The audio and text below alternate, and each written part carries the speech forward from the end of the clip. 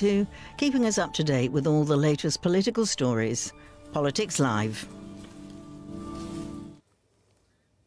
Did Boris Johnson mislead MPs about Partygate? Should the government tax us more or just do less? And the increasing cost of driving a polluting car. This is Politics Live.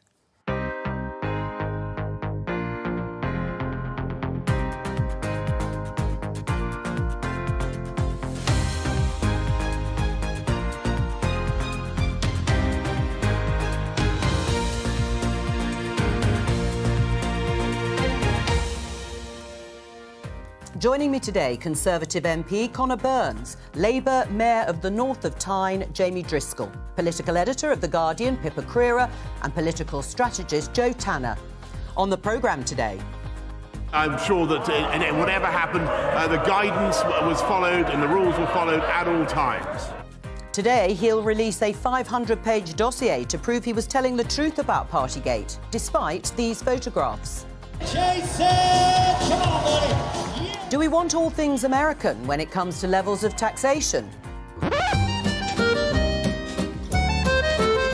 But all things European when it comes to public spending?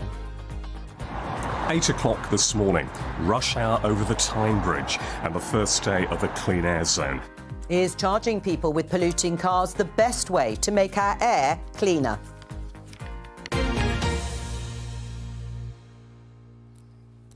Let's start today's programme with this headline in The Times. It says, Rwanda deal a blessing for migrants, says Braverman. Yes, the Home Secretary, Suella Braverman, has been in Kigali, the capital of Rwanda, for a few days to see how prepared they are in terms of the facilities that will be provided for migrants that she hopes will be deported to Kigali from UK shores, where they'll be able to claim asylum. She said they will have and be able to start a better life there. So my opening question to the panel is, will it be a blessing for migrants arriving here by small boat to go to Rwanda, Conor? I think the public want this sorted out. We had over 45,000 people last year arrive in the UK on boats. In my own constituency in Bournemouth, we have a number of people awaiting determination on their claim in hotels to the detriment, frankly, of the local economy. It's unfair on them. They are massively exploited by evil criminal gangs who seek to persuade them. But will it be a blessing for the people who get sent to Kigali if that happens? Those who want to genuinely claim asylum need fear nothing from this process at all. Over a third of the asylum claims last year came from Albania, a NATO-friendly country, a EU accession country. You know, Germany and Sweden turned down 100% of asylum claims. Although they take much higher levels in terms of asylum. France and Belgium turned down 98%. This is about deterrence for those who have no right to be Well, I'll come on to the issue of deterrence. Do you think it'll be a blessing for those migrants who've risked their lives coming across the Channel and who then find that they're going to have to claim asylum if any of these flights actually get to Kigali? They'll claim asylum there and start a new life. I think what would be a blessing for asylum seekers is to have their claims processed quickly, to be treated with Here in the UK? Here in the UK, a little bit of respect and dignity. These are people who are fleeing some of the worst kind of persecution. 440 days is the average time it takes to process an asylum claim. It used to be the case that it was done so much faster. That's what the issue is about. So, you know, if you go back, I think 2014, they changed the grade of the people who were doing the asylum claims. It used to be senior executive officer. They reduced it to executive officer, essentially cutting the pay. A load of people left. There's a big churn. In those days, the average officer processed 14 claims a month. Now they process 4 claims a month. I like your detail here, but I mean, it is a process point then for you. Yeah, absolutely. Well, no, don't think we should be sending people all the way to Africa when they've come here for asylum. Do you think people should come through other safe countries in order to get to the UK, or if they're genuinely seeking asylum, they should claim asylum in one of the first countries they come to? I think we really need to look at the language around this, and it's blown up with Gary Lineker. Well, that's a very calm question. Do you think someone should claim asylum in the first safe country they come to rather than passing through other safe countries in order to come to the United Kingdom? Safe routes to get here so people aren't going over on boats. Well, do you think France isn't a safe country to claim asylum in? Well, I think if people want to come here, they can and should be allowed to claim asylum here as part of that basic dignity of accepting that we're one world, that people are fleeing the worst kind of persecution. It may be that they speak English and don't French, not French. Do you think people in Albania are fleeing persecution, a safe country, a NATO-friendly country? Although what we're getting into here is an issue of trying to blame No, I'm not people. blaming anyone. But the rhetoric around it is, you might not be correct. Well, I'm not. I'm asking, is anyone in Albania seeking... Are they fleeing persecution in Albania? Well, quite possibly. I don't know. I've not spoken to the... But what I have spoken to is the immigrants in the northeast who have been through that system. And they tell me that... I was speaking to a Syrian who was a consultant anaesthetist coming out of Syria, was waiting for ages. He's got skills we need. His English was excellent. Right, and we've taken over 500,000 people since 2015 from places like Afghanistan and Syria and so on. It's taking years to get these claims and that's processed. why we've doubled the number of people going to process. Productivity's let me bring in our other two guests. I mean, listening to this debate and this discussion, I mean, it's interesting. They've sort of set out, both Conor and Jamie, some of the issues on both sides of the argument. Who's winning it, if you like? Well, Suella Braverman's very keen to be winning it, which is why she's gone to Kigali and to try and promote this policy, because a lot of this, at this point, given that the flights to Rwanda are blocked by the courts currently, a lot of this is about the rhetoric and is about trying to get to show that the government's going to deliver on Rishi Sunak's promise to stop the boats, his language, by the end of this parliamentary term, which is a big ask, and actually probably very few people, probably quite a lot of Conservative MPs included, think that that's likely to happen. However, they want to have that as their target. So they recognise that this is an electoral issue. Whereas equally an electoral issue is the point that Conor touched on, which is that in the constituencies of Conservative MPs right across the country, and of course other MPs as well, there are hotels which are packed with people awaiting processing.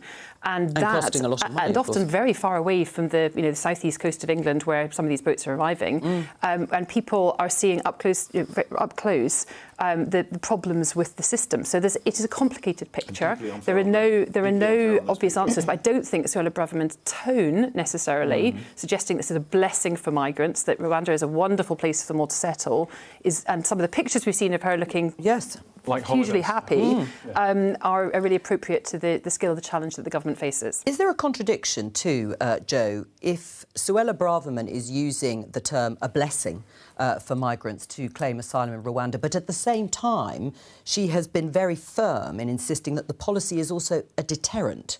I mean, if it's a blessing to go and start your life, restart it, I should say, in Rwanda, then how's it going to work as a deterrent?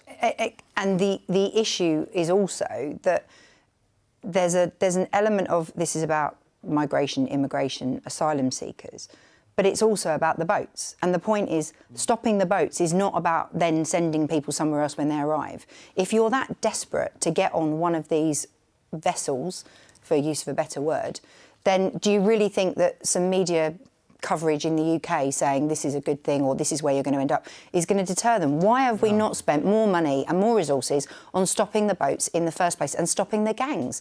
And that's the bit that I still find really difficult, is why we haven't stopped it at source. Right. Because it wouldn't be about sticking people on planes afterwards. It would be about actually stopping them making those crossings. Well, Conor, what is the answer to that in terms of, Joe said, a deterrent? So those are very valid points, and that's why we've got now the largest agreement with France, and we're putting money into French deterrence.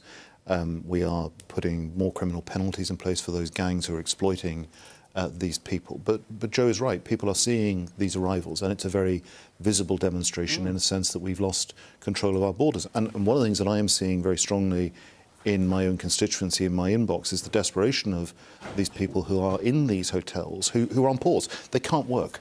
They don't know what their future is going to be. They're separated, many of them, from their families. Right. The humane thing is to speed this up, which is why we've doubled the numbers of people processing the claims, get those things through the system. If they have a legitimate right to be here, get them settled here. But it's a message to the criminal gangs. If you get these people here, if you take their money, we will be processing them overseas. We want to deter them sending them. Let's have a look at this story in the Daily Mail. Boris Johnson, you saw him there in the headlines, to hand over bombshell dossier to MPs today in bid to show he did not try to mislead Parliament about Downing Street lockdown parties, and that's because he's going to have to give evidence, if you like, to something called the Privileges Committee in the House of Commons about exactly what he did do about Parliament and what he told them about parties at Downing Street. It's going to be a 4-hour session. Yes, Pippa, you'll be watching every moment of it. What is Boris Johnson's defence going to be? Well, so he's being accused of recklessly misleading Parliament over the Downing Street parties. And it's interesting that the interim report, which is really the only thing we've seen from the committee thus far, says it strongly suggests that breaches of the guidance should have been obvious to him at the time. We were quite surprised, actually, by how far the interim report went. There was 4 occasions where they claimed that he misled the House of Commons. And many people felt that that was quite damning. And in response, we've seen a very orchestrated, very strong campaign from Boris Johnson and his allies coming out and, in some cases, trying to discredit the committee. But in the case of this response today that we're expecting from Boris Johnson, I think it's going to do several things. It's going to suggest that the inquiry is unlawful, obviously suggesting that if it was subject to judicial review, it wouldn't reach the bar. Of course, Parliament is an entirely different setup to the legal system, and the committee was advised by a former Court of Appeal judge that the standard of proof level was appropriate. He's going to argue that the inquiry was biased, because Harriet Harman, who was the stand-in chair, had previously tweeted about the Partygate scandal. However, of course, we should add that the House of Commons backed her joining the committee, and then the committee unanimously, on which is a Tory majority, unanimously backed her appointment as chair. And it's going to rely, this one particular... At the weekend we were told there's going to be bombshell evidence that was going to come forward, and very little detail as to what the evidence was going to be. And it looks from this morning's papers that there was one particular tweet, one particular WhatsApp from one member of staff suggesting that the line to take should be that they weren't aware of parties in Downing Street at the time. But as the committee has already told us, it should have been obvious to Boris Johnson, who not just wrote the rules but implemented them and expected everyone else to abide them, whether rules were being followed or not. So that is what the committee will be questioning him on, and why I think we're expecting it to take 4 hours. You've been one of his fiercest supporters over the years, Boris Johnson. You once famously said that he was ambushed by cake, or by a cake. Turns Do you out still there believe was no cake, that? by the way. Turns out there was no cake. That was a great line for my obituary, which I won't be around to read. Oh, well, let's not stop there. But do you still support him? Do you still support him in the way that you said? What I want for Boris Johnson is what I would want for any other Member of Parliament or any one of my constituents facing a process like this. I want a fair process and I want a fair hearing. I want Boris to have, and I think I spoke to him briefly yesterday, I think he is looking forward to the opportunity to put his case into the public arena and to answer questions at length at that committee. Crucially, and we've already covered it, we're not looking at what or didn't happen in Number 10. That was a matter for the Sue Gray report. Blame for that was spread pretty wide, by the way. Absolutely. But you don't sound like you are rowing in behind him, Conor, in the way that you have done in the past. I have very, very serious concerns about the process. Now, the Harriet Harman point, I hear what Pippa says. Chris Bryant recused himself from the chairmanship of the committee because he had said things that could have been deemed to prejudice his Did you read the 3 tweets that Harriet put out? I did indeed. Not only did I read them here, I read them in your paper in The Guardian. And one of them said, if the Prime Minister, then Prime Minister Boris Johnson, and the Chancellor, now the Prime Minister Rishi Sunak, admit guilt, by which Harriet meant accept a fixed penalty notice from the Metropolitan Police, then they are also admitting that they misled the House of Commons.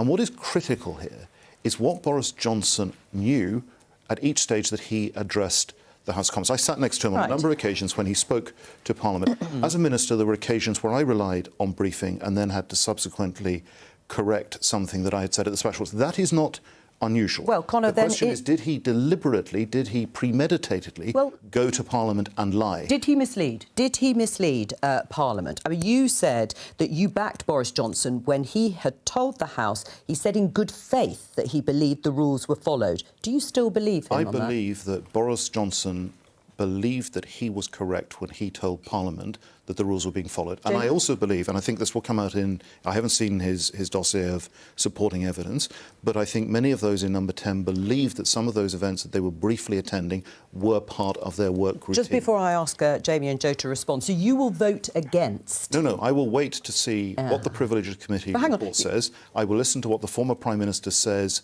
before the committee and his response to the allegations. So at the moment you would vote against, because you've set out a pretty clear defence, because you say you don't believe that Boris Johnson knowingly misled Parliament, but your mind could be changed. But it would be appalling for me to sit here and say that I have predetermined how I'm going to vote when I'm expressing concern that the current chair of the committee has predetermined, in a sense, her view on Boris Johnson. Yeah, but you're not on the committee, are you? Well, no, but I will have a vote. If the committee recommend to the Standards Committee and the Standards Committee recommend to Parliament a sanction, it will be for each member of Parliament, I suspect, on a free vote to reach their determination. But I want to see what the process concludes and what it says. So you could be persuaded that Boris Johnson misled Parliament over parties at Downing Street? I think it's a very simple, fundamental principle in our democracy for members of Parliament to listen and to see what is on the order paper before they determine how they're going to vote. But I have to say, I believe, because I know him well, I believe that Boris Johnson believed that he was telling Parliament what was true and the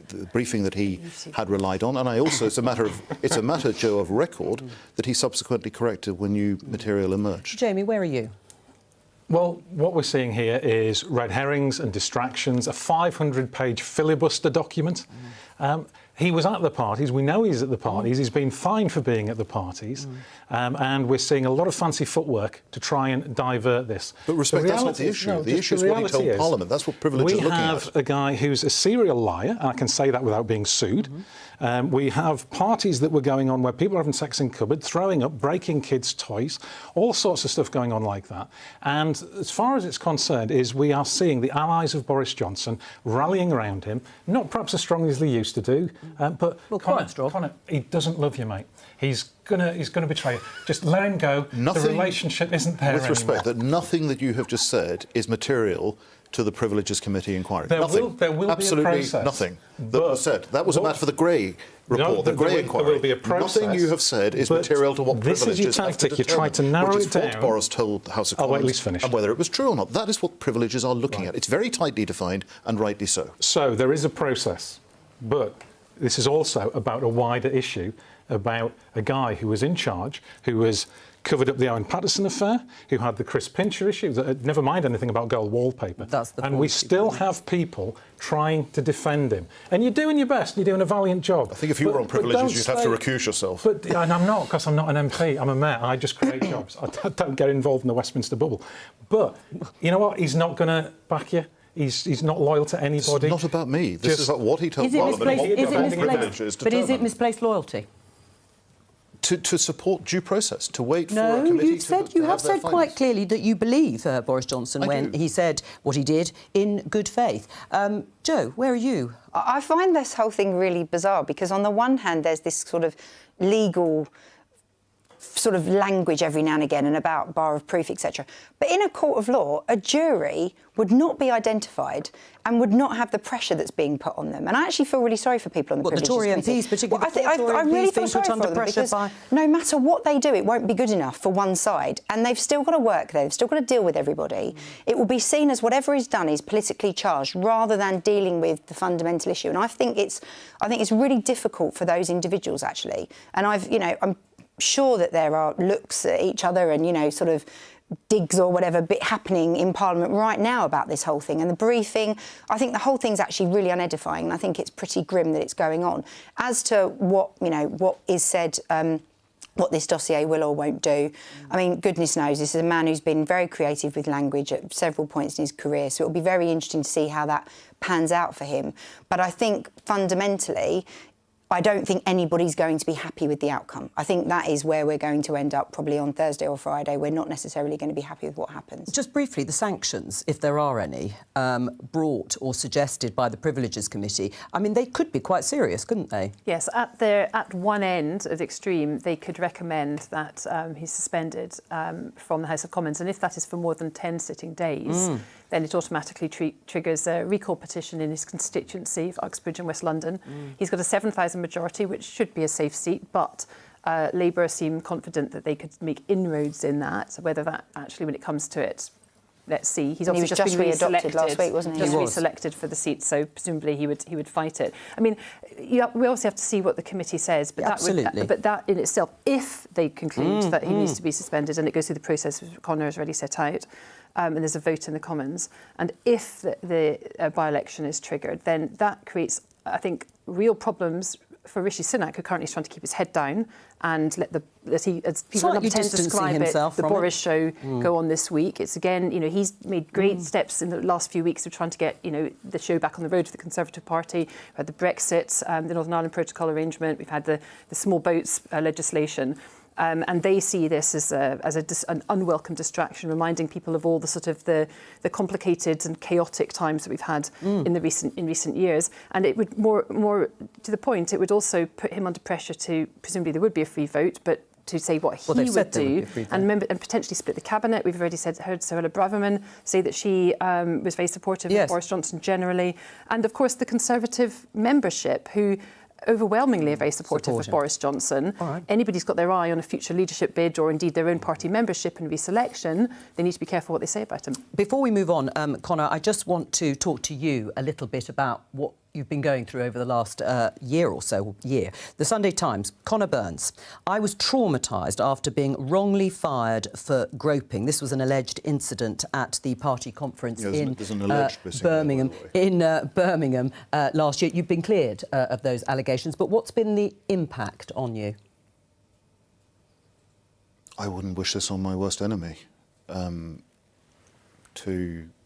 receive a call to tell you that you were being sacked from government, the whip withdrawn, that information to be passed to a journalist by the machine before you even had an opportunity to give your elderly father and mother, your partner, a heads up. Absolute devastation. I genuinely wouldn't wish it on my worst enemy.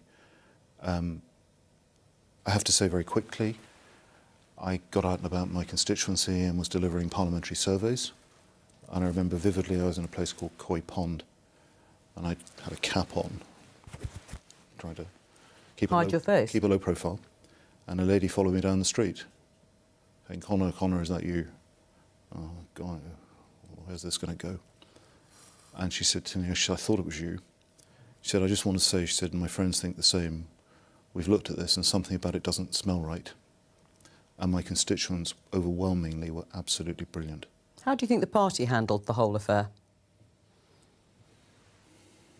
I have the utmost respect for the party officials in Conservative campaign headquarters. I think they were faced with an appalling position that mercifully brief leadership, 44, 48 days, a few more days than Christ spent in the desert, put at them. They didn't know what to do. There wasn't actually a complaint. I mean, the whole thing was a shambles from beginning to end. But look, it was bloody awful. But I look back on it, and there are people in my constituency who are struggling with higher mortgage bills because of that disastrous period. Because of the Liz Truss quasi quarte. Joe, I think all parties need to reflect on this. We put somebody into Downing Street who was absolutely unsuited to be Prime Minister. The Labour Party put somebody in as leader of their party a few years ago, Jeremy Corbyn, who was absolutely unsuited to be leader. I think we need to look at ourselves and ask how these things can be allowed to happen. Your colleagues, obviously, then, who supported her. You suggest in the interview in The Times that you think homophobia might have been partly to blame. Do you feel that strongly?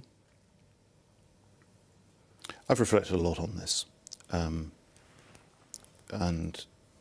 I don't want to play the victim. That's never been part of my character, but it's a statement of the obvious that it's been a long time since there's been a gay member of the cabinet. You know, we boast about lots of ethnic minorities and different minorities who are in cabinet, and they're not exactly, as I think I said to the Sunday Times, gay people are not exactly in short supply in the Conservative Party. I just wonder whether it would have happened to a straight person. Do you see yourself back in government? At the moment, I just want to get on with rebuilding my confidence, which took a terrible, I'm being very honest with you, a terrible knock. Serving my constituents, who I say have been absolutely brilliant, and spending a bit more of my private time on things that I enjoy and things that matter to me. But I am unshakably committed to standing at the next election in Bournemouth West. I was unanimously reselected by my local party, and I relish that challenge. Let's leave it there. Let's talk about tax. We obviously had the budget programme last Wednesday, and the day after, last Thursday, we were talking about some of the ramifications, in particular the big expansion of free childcare that was announced by the Chancellor, Jeremy Hunt. Now, this policy was described by the Institute for Fiscal Studies as creating a new branch of the welfare state. Let's continue this conversation now, but we'll move on to more focused discussion on tax itself. But let's welcome the Director of the Institute for Fiscal Studies, Paul Johnson. Paul, hello to you. As I was saying, you described this policy as a new branch of the welfare state. When you look at the level of taxation in the UK, is it affordable, or is the state trying to do too much for too little? Well, what we've had with childcare, remember 25 years ago, the state really didn't spend anything on childcare pre-school, and that's going up to 8 or 9 billion a year once this new policy is in place. So that is a new leg of the welfare state. And of course, the welfare state more generally has expanded a huge amount over the last 50 years. We spend a lot more on health in particular, but also pensions and working age welfare. And the way we've broadly afforded that without, until now, taxes rising has been a very big cut in the defence budget over that period. I remember we've stopped building houses. We've privatised some of higher education funding. We've not got the nationalised industries and so on. Now, what's happening at the moment now with an ageing population and slow growth is that tax is rising really quite fast. And it's rising fast because defence spending is no longer going down. We've got a lot of debt interest spending, and we do have this really quite large now welfare state, at least by our own historic standards. Right, and when you say that the level of tax is at a sort of record high, 70-year high in historic terms, I'm just going to show, I know you know this graph, but I'm going to show our viewers and our guests here tax as a percentage of GDP in the G7. And you can see there that the UK is actually closer to the bottom. You've got Canada, Germany, Italy and France ahead of the UK. So just explain the context of those figures when we are talking about highest levels of tax here and whether or not we can spend more on public services. Yeah, so if you look historically at the UK, we've got the highest level. Well, certainly over this first half of this decade, we're coming up to the highest levels essentially ever. But as you can see there, by international standards, and certainly by Western European standards, our taxes are not particularly high. Now, the biggest reason for that is that a lot of those countries, Germany and Italy and France, spend a huge amount more on pensions, state pensions, than we do. Actually, we have to save money ourselves in our own pensions on the whole, rather than getting generous earnings-related state pensions. They also spend somewhat more on things like health and some other parts of their welfare states. You can see we've got a bigger state than they have in the United States, where they're much less generous, particularly with things like working age welfare. So there are very big differences across different countries. And as you can see from that, France and Germany have successful economies with very much higher levels of tax. So there's no reason that you can't run an economy with higher tax or with lower levels of tax. You need to make a decision. Do you want European levels of tax and public provision, or do you want American levels of tax and public provision? What you can't have is American levels of tax and European levels of public provision. Right. Well, let's put that question then. Jamie, to you, first of all. Would you like to see higher levels of tax to deliver public services that people say they want? I think what we need is actually to break down a lot of the silo working. So, to give you an example, as a Metro Mayor in power delivering things, before adult education, training welders and chefs was devolved to us, 22,000 people a year were getting trained. Now 33,000 people are getting trained for the same budget. So it's a 50% increase because we match that with the employment support, how we work with businesses, how we work with the providers, so that actually you don't end up... Sure. I mean, and that's a great example for you locally. But the broad question, are politicians, Labour and Conservatives particularly, being honest about the level of taxation that would be needed, perhaps the levels of France, Italy and Germany, to provide better public services? So the question, are politicians being honest? I'm going to dodge that one overall. But specifically, I think there's an element of where we tax and what we tax. So, for example, I have the power to raise a precept on the council tax, and I've never done it because the people in our area, by and large, can't afford it. Right. So it's a question of, though, unearned income, that which comes through wealth taxes, asset taxes. Yeah. Capital gains taxes. So those things. And I think if we consider the benefit and tax system as one, there's that threshold point where there's a massive disincentive for people. All right. That needs fixing. Well, hang on, Paul, you're smiling. Why is that? Oh, sorry, I was looking at something else. Oh, that's hilarious, Paul. I thought you were laughing at what Jamie was saying. That's very honest of you, even if you're not a politician in that sense. OK, so you weren't laughing at what you just said. You might need to clarify what he was looking at. Yes. Will it be embarrassing for you to tell us what you were looking at? Maybe you shouldn't tell us, Paul. What about you, Conor? On the broad question put there by Paul Johnson, do we want to have American levels of taxation, so lower levels of taxation, but then slimmer public services, or the opposite, the European I think this is a debate that is welcome and long overdue. One of the things that I regret in recent years is the appropriation of language. For example, all public spending by governments, this started under Blair, is now always described as investment, whether you get a return on it or not. We talk about free childcare, and I welcome the Chancellor's announcements on that in the budget last week, but it's not free. It's funded by people who pay tax on profits and tax on income. And I think we need to have a candid conversation with the public. By the way, I don't think it's a binary choice that you have US or European. You can have a mixed model. I think it is something that we should be talking about more, and I don't want to get into the cake analogy, but we seem to spend more time talking about how you distribute the cake rather than talking about how you make the cake larger, how we deal with our productivity challenge in this country. Yes, because growth and productivity between ourselves and some other European countries and North America. But there is still a choice to be made, isn't there, about whether people would be happier paying a bit more. In fact, yes, it was the Blair-Brown government that put that to people, and at the time they voted for it, slightly higher taxes, and we promised that public services will improve. Or are people really not in the market? Well, the surveys that were done on the NHS were always that people were willing to pay a bit more tax, for example, for the NHS. That was, successive governments have talked about that. Sort of but the principle being that people did appreciate if they were paying in, it was because they were getting something out. I think one of the big things that we don't talk about enough, and I think it's become deeply political, is the inefficiencies in the systems. There is no question that everybody in their daily life will have an interaction with a public service where they see huge inefficiencies. And I think it's really sad that in recent years it's almost become like a sort of slur against people that work in public services, that they are inefficient. But it's not that. It's just the systems themselves. My mum was in hospital recently. We had 2 hours in an ambulance before we even got into the hospital. In the hospital, the staff were complaining it was hot, and it was hot. And my mum had a fan full pelt on her the whole time she was in A&E. Where's the efficiency there? We were paying a fortune at a time when energy prices are at record high to heat a hospital that was way too hot, and then they were spending more money on trying to cool her down.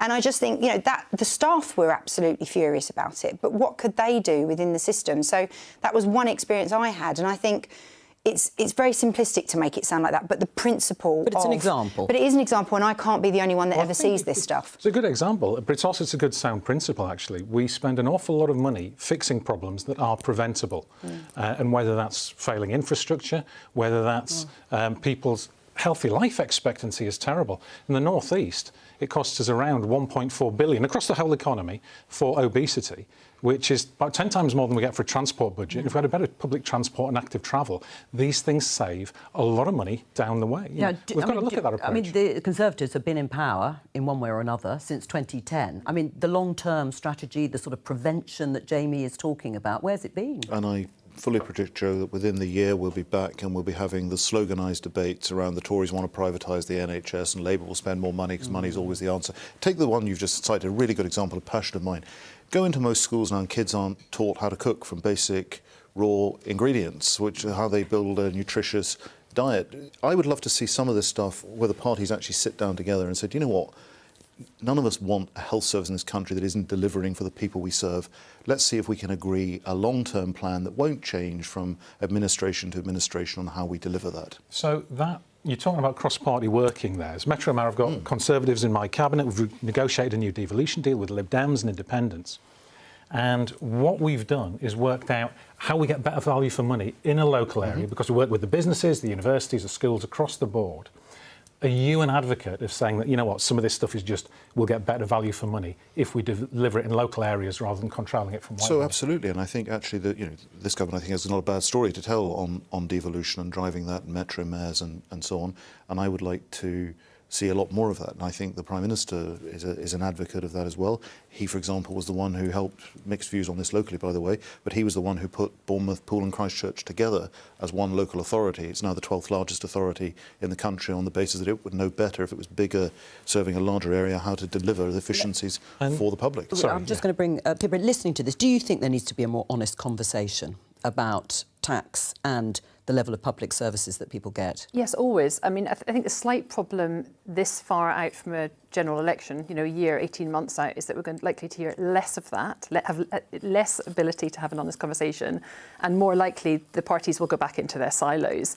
And that, I think, reinforces the point that we're, 12, 13 years into Conservative government, and this kind of for a lot of people looking at it will say, why is this discussion only happening now? Surely there's been all this time in power. And on the public service point, just very quickly, yes, I think efficiency is part of it, but so many people are kind of feeling that their public services aren't working in the way that they should do, whether it's ambulance delays, whether it's their kids in marquees in playgrounds, whether it's the trains not working, and there's many, many reasons for that, of course. But it adds into a sense, I think, that people feel that if you're putting that much money into the tax system, you need to get something out of it. Well, on that, Paul Johnson, do we get what we pay for, do you think?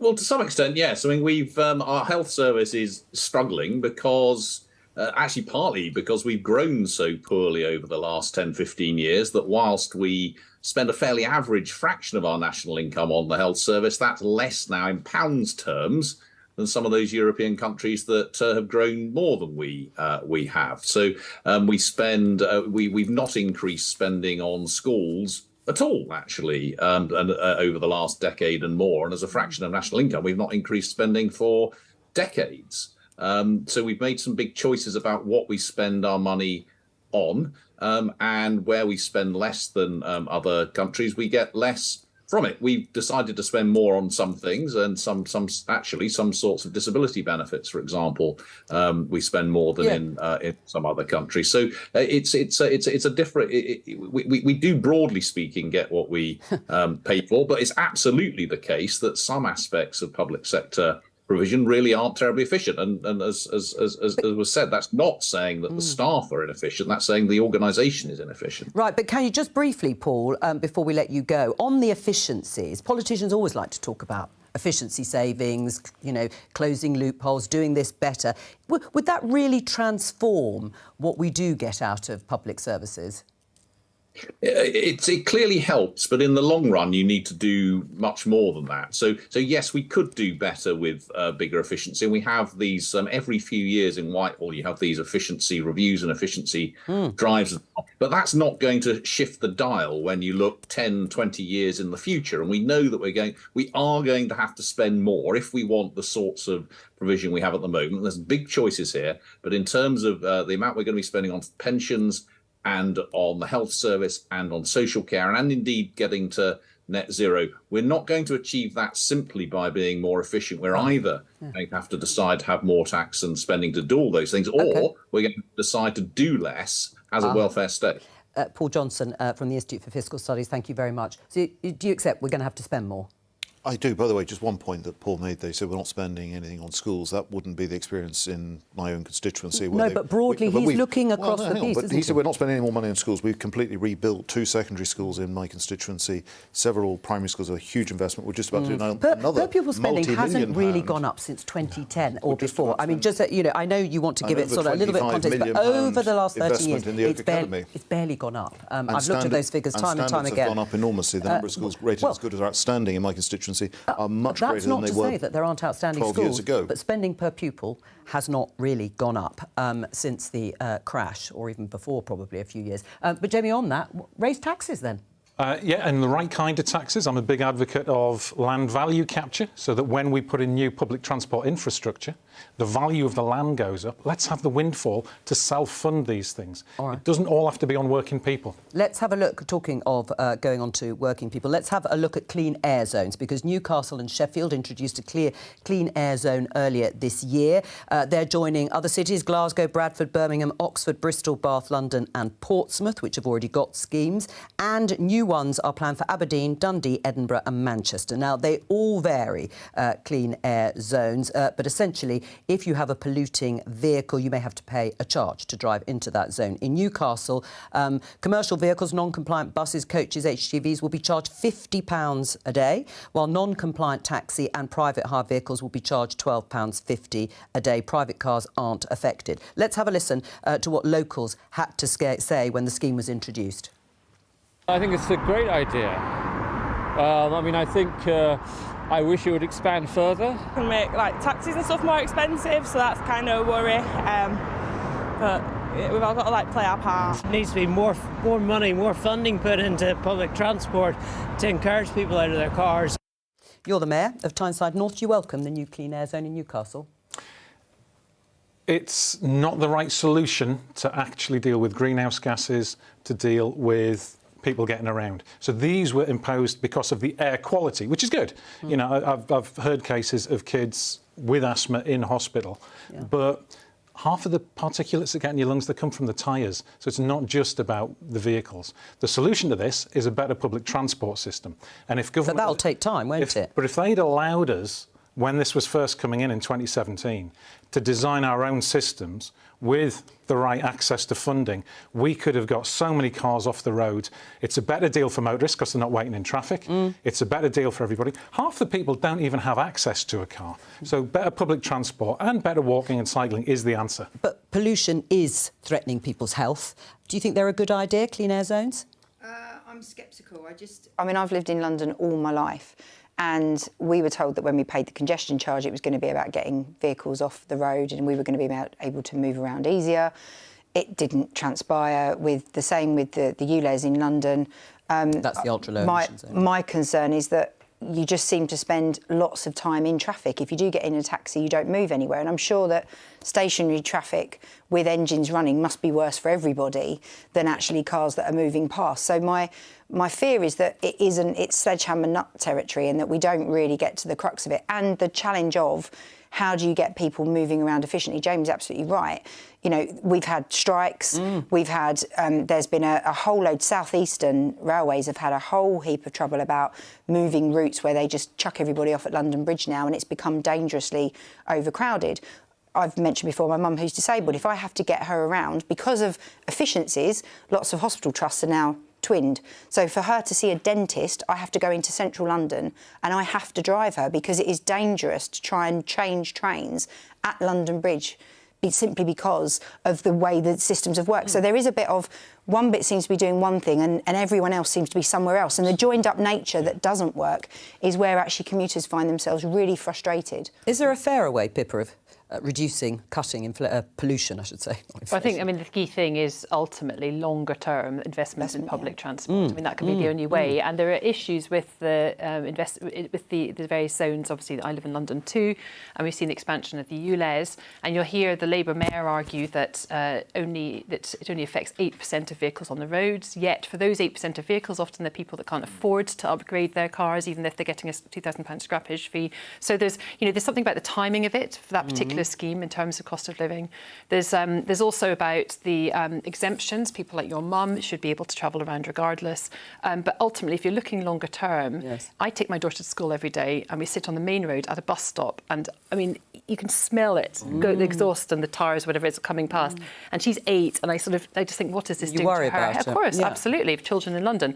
But so there has to be an answer about public transport, more efficient, more joined up, has to be at the heart of it. Connor, the Conservative Lord Moylan has submitted an amendment to the House of Lords which would give London councils the power to oppose the expansion of the clean air zone or the ultra-low emission zone.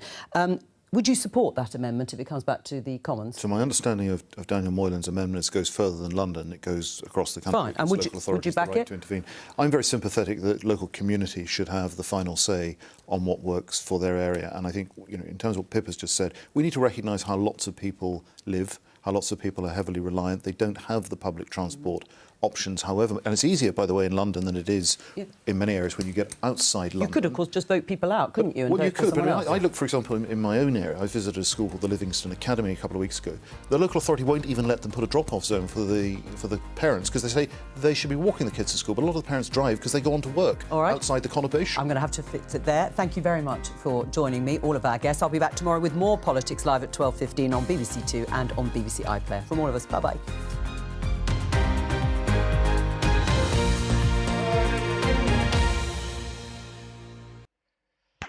Ah, well, kind of interesting, I suppose. Back tomorrow, ladies and gentlemen. Oh, this week, Boris Johnson. Yeah, remind my brain. Because that's not got. I don't think that's actually going to be on the fucking news, is it? Oh, maybe it will. Ah, fuck, I'll just find them fucking Parliament. I think. Parliament TV, whatever the fuck it's called. Anywho, see you all tomorrow. Enjoy the rest of your day.